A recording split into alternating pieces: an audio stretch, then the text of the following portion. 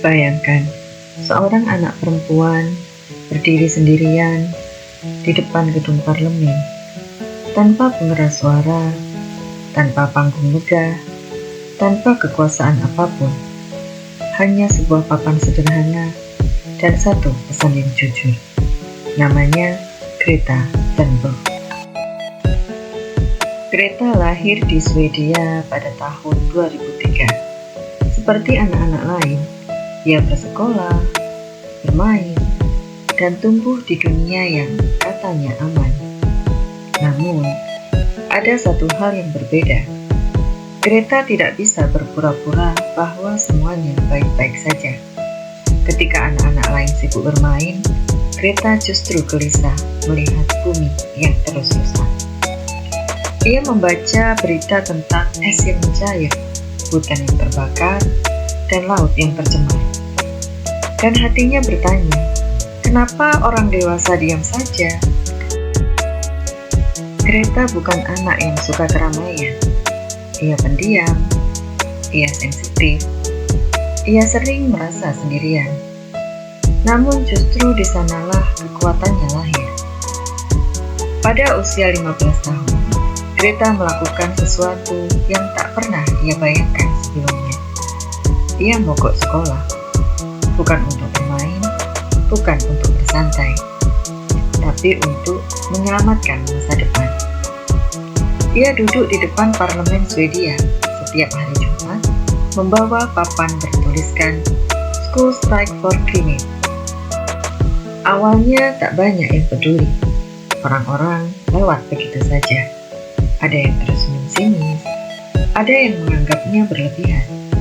Tapi Greta tidak mundur, karena ia tahu satu hal penting. Jika kita tahu sesuatu itu salah, kita tidak boleh diam. Minggu demi minggu foto Greta menyebar. Cerita tentangnya terdengar ke seluruh dunia.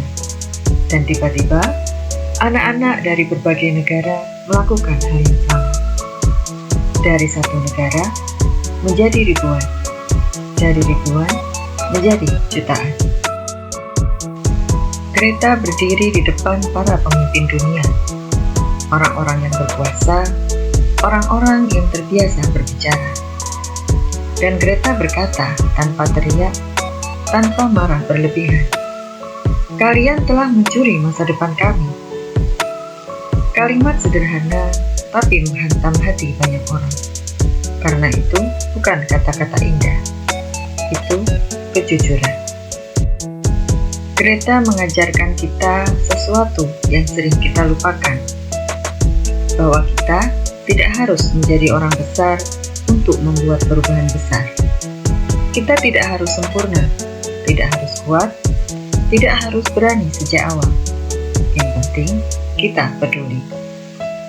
Karena perubahan tidak selalu dimulai dari teriakan keras, tapi dari hati yang jujur, yang berkata, "Ini salah, dan aku tidak mau diam."